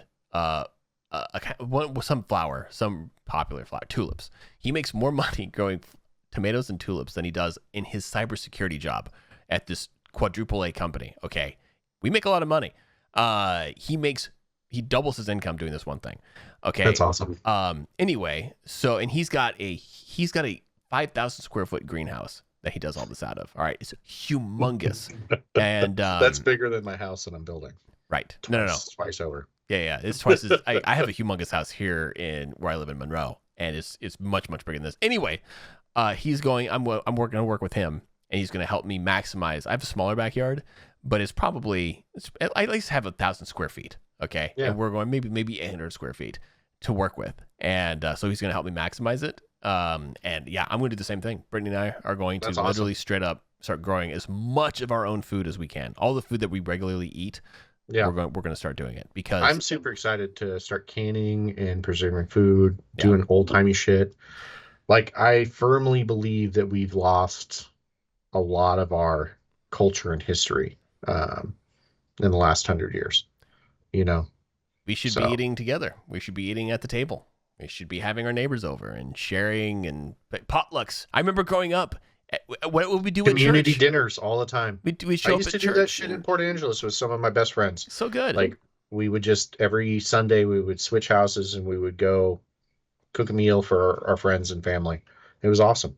Yep. Yep. I miss that. I do Even too. Even in Key West, when me and you would hang out, sometimes we'd do shit like that or play D&D or whatever nerdy ass shit we were doing that Yeah. weekend. Yep. No, it was I good miss times. doing that stuff. And so yeah, your point is valid. I am fairly certain though we're gonna get into this and we're gonna really enjoy it. Quality of life is gonna increase. So anyway, we will want to do more, and so we're gonna have to get more acreage. So either we're gonna do it here or somewhere else. That will be the logical next step. So that's our 5-year plan. But really, it's just honestly, I want to just break the cycle. I want to get away from foods that are massively produced, that are covered in plastic, shipped in plastic, right, with terrible pesticides. So I want to get away from it all. I just want to just live a healthy life. The thing is about like vegetables and stuff that they don't tell you about, right, is they spray all of these chemicals, even organic, right, so that the critters don't eat these vegetables. It doesn't wash off the skin. It stays inside of the vegetable, right? And then it transfers to your fucking body when you eat that vegetable. And I don't know. It's not good. No. I think we're going to have a podcast about food and health one of these days. Probably. I will give us weekly updates when we start building our thing in the backyard. We already have like a huge raised bed thingy that we're going to be able to put in probably like 7 or 8 like smaller like fruit trees and just keep them small. And then we're going to have like 3 or 4 rows of big raised beds for like potatoes and carrots and lettuce and all the things that we want to eat regularly. Cannot wait. And we're going to do the same thing as you. Well, my mom has one of those huge freeze dryers. I love that. We're going to freeze dry and can stuff. You should get chickens. Can you have chickens? I don't know if I want them. They're great. I mean, you can freeze dry the eggs, powdered egg, and then it reconstitutes back into like scrambled eggs. Right. So, but then you have to have scrambled chickens. eggs. I don't know if I want to do chickens that. They eat bugs. Do you have a lot of bugs? Nope. No. It's a thought. So terrible thought. I'm so excited. I will talk about homesteading all night long. Like I will. It's great. I think honestly, like if you really care about climate change and stuff like that, if you look at what big cities do to the environment, right? It's terrifying what big cities do to the environment. They've got civil engineers trying to figure out how to keep the pollution out of the Puget Sound in Seattle because there's so many antidepressants going into the waterway and it just gets recycled back into normal ass people. Right. Right. So it is crazy. I think that my wife's mom is one of the lead engineers on that project actually.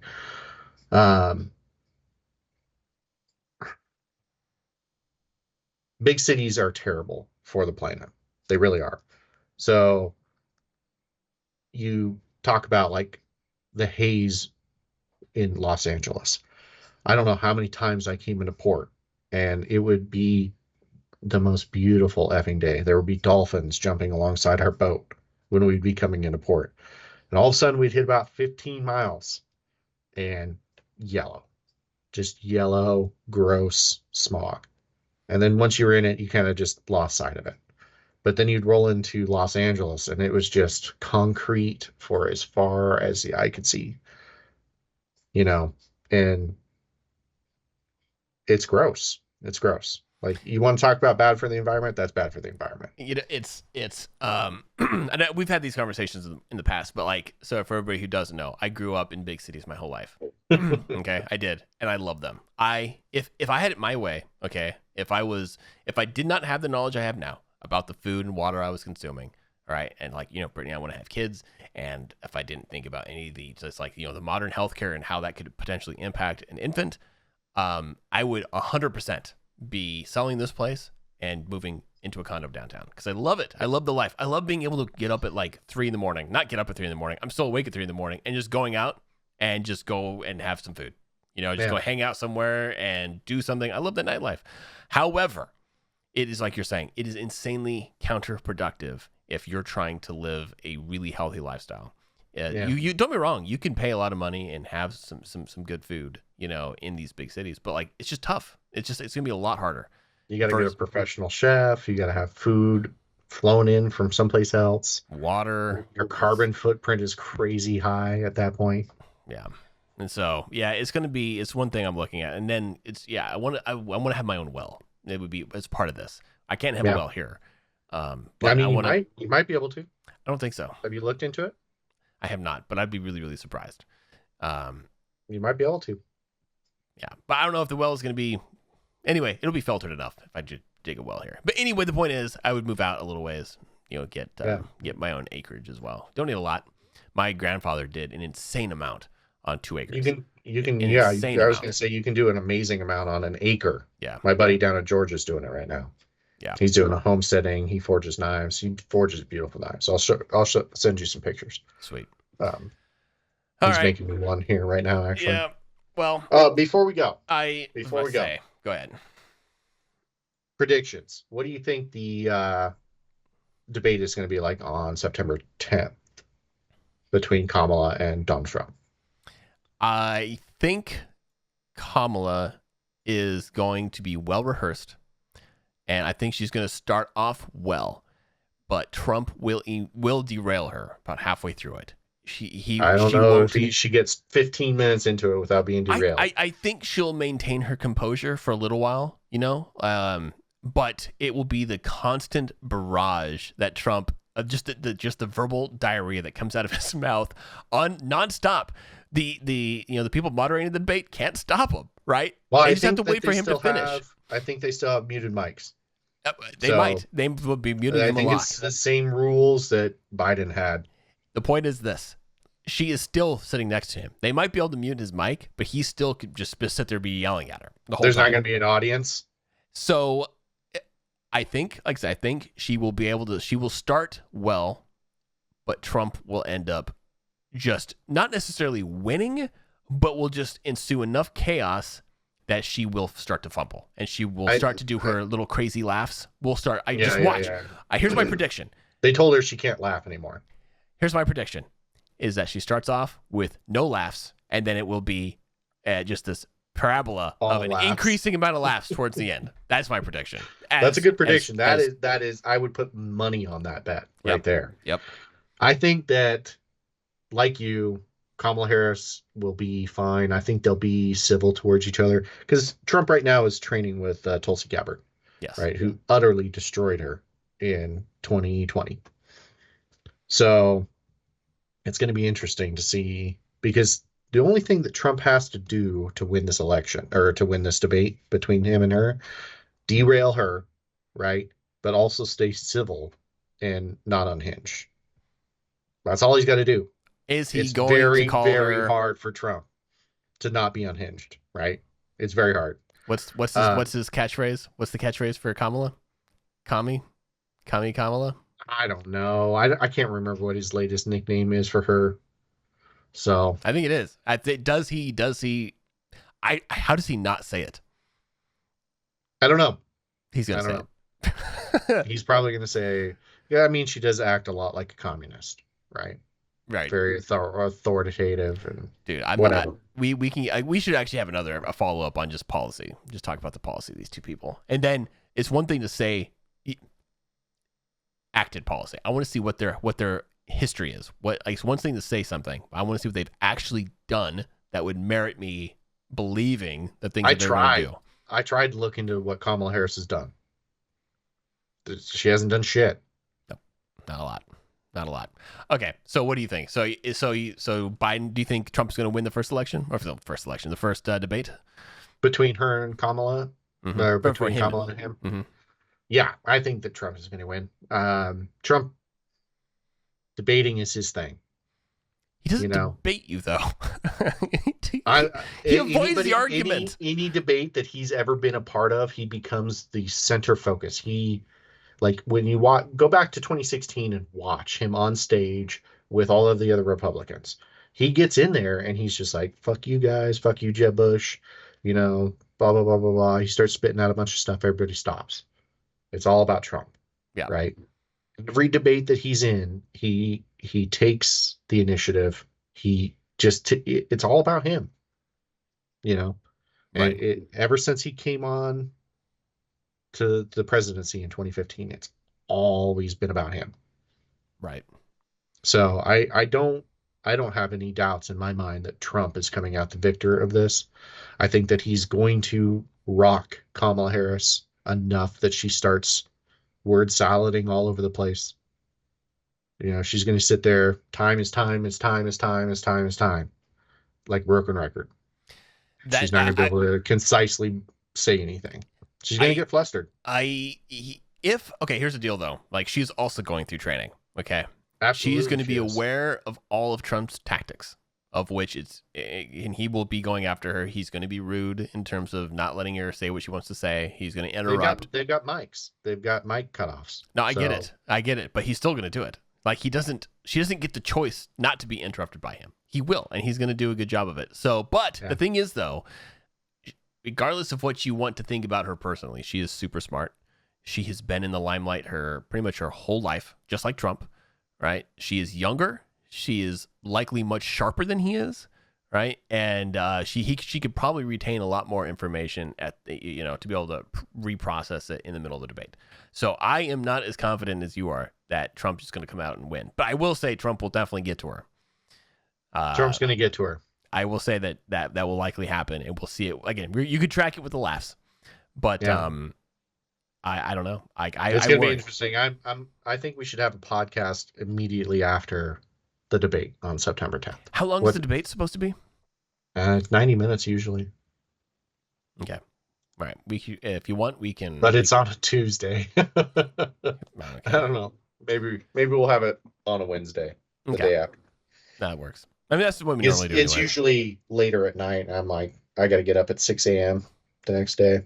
Right. Work. So. Yep. Yeah, let's do it. I'm down. That's a month away, right? In a month. 3 weeks. Yep. About. Let's get ready for it.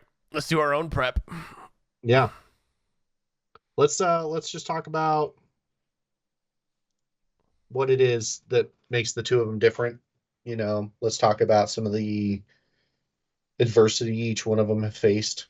Let's talk about, all the stuff that we kind of have covered between the two of them a little bit.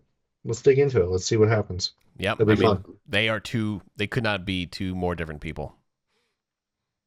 Well, I mean, honestly, they might be the same people because they'll tell you anything that you want to hear to get ahead in life. Sure. The only difference right now is that Trump's life is over, right? He's in his twilight years. He's in his 80s. The only thing that he cares about now is making sure that there is something decent to pass on to his children and his grandchildren. Kamala Harris, she's still all about her. So I think that's the biggest defining point between the two of them. I think there's a lot that can be said about the differences between these two people. Heritage, upbringing, social class. They're both Americans. Education. Yeah, it doesn't mean anything. It does not mean anything. But yeah, we should definitely talk about it at some point. Right after we get time, we still owe everybody, and you owe me, a talk on election interference. Yes, I do, and I'm gonna dive into that because we're gonna be talking about the impeachments. We're gonna be talking about General Flynn. We're gonna be talking about the Steele dossiers. We're gonna be talking about all of the indictments that Trump has gone through, the lawfare. We're going to be talking about the battleground states, Pennsylvania, Georgia, Nevada, and how more than likely those were stolen, and you're going to be like, oh, don't say stolen. I mean, when you have more people voting in a county than were registered, I don't know what else to say about that. It is election interference when you have tech companies creating echo chambers where people can't get the information, where you can't figure out what the hell is going on. Like, these are the things that should matter to everybody. And if you're listening to this podcast, especially 2 hours in, I mean, I hope that it matters to you guys. Um, these are the things that we should be caring about. 100%. You know, anything that puts a barrier in between you and making an informed decision in an election is election interference, in my opinion. And I don't know how Jesse feels about the definition, but uh, that's just my opinion. Yeah, I think we need to, really kind of like, we first have to make that, we have to define what election interference is. And I think it goes Absolutely. back. I think it's the whole thing. It's the whole 9 yards. It's not just you being able to physically vote. That's the easiest definition, sure. Yeah. But it's the whole, it's all the mind games, the media, everything leading up to that is also it's going to influence your vote. I would say anything that's going to influence your vote that could be manipulated. If it is manipulated, then that's interference. Yeah. You know, and there's a fine detail in that, because politicians, when they're running for office, will promise you everything and then deliver on nothing. right. Right. Trump promised on a lot of stuff, and he delivered a lot of stuff. He didn't deliver everything. Mexico didn't pay for the wall, but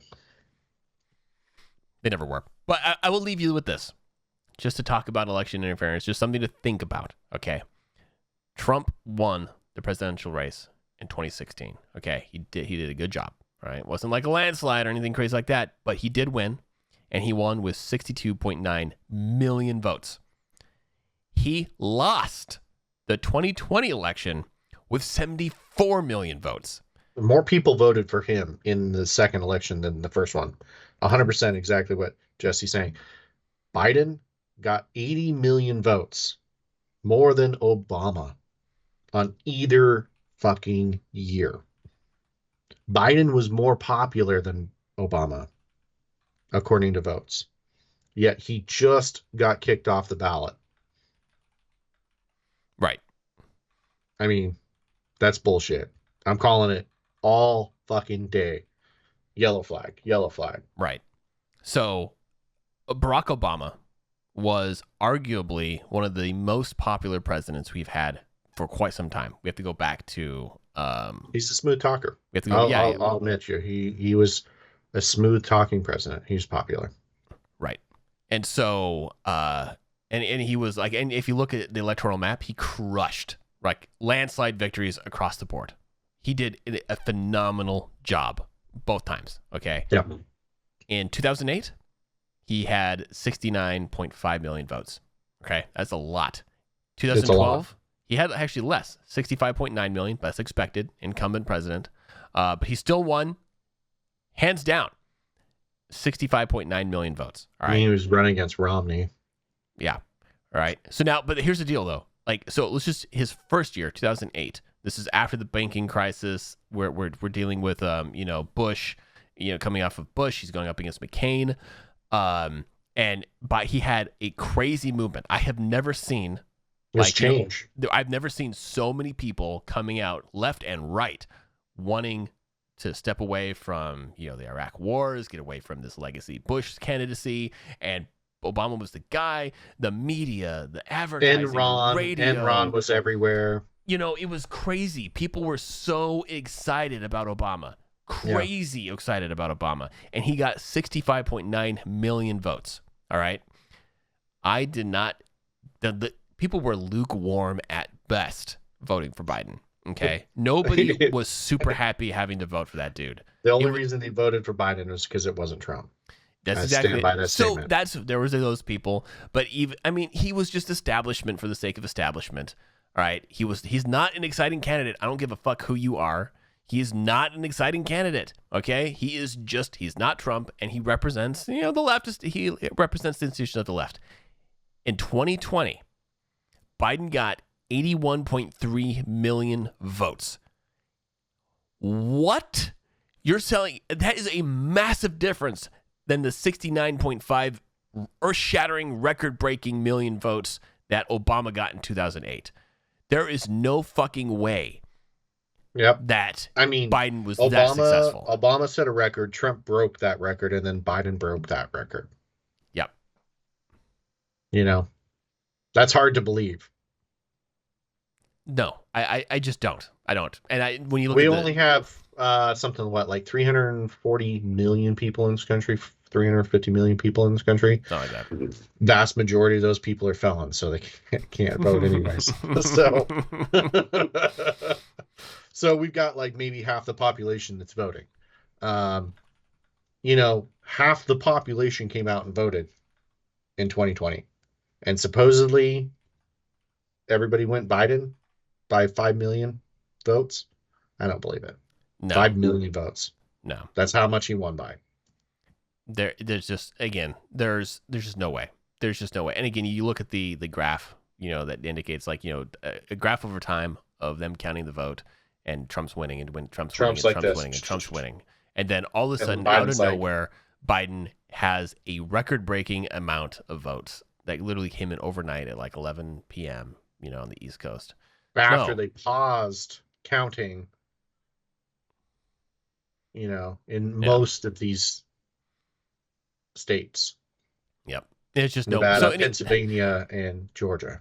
So if you're, dear listener, thinking that there was no election interference, okay, I'm not trying to present any evidence right now. Zach's not trying to present any evidence right now. I would just ask you to go look at those numbers. Obama in 2008, 69.5 million. Biden in 2020, limping across the finish line with the least enthusiastic. Like I know nobody who was enthusiastic about Biden. It was like the most enthusiastic people were the people that really hated Trump. Okay. 81.3 million votes. If you think that there's something weird there, go look it up. Go start doing some research because it's ask very weird. Ask every single person in your family who you like better, who they like better, Obama or Biden. Ask everyone that you know who did you like better, Obama or Biden.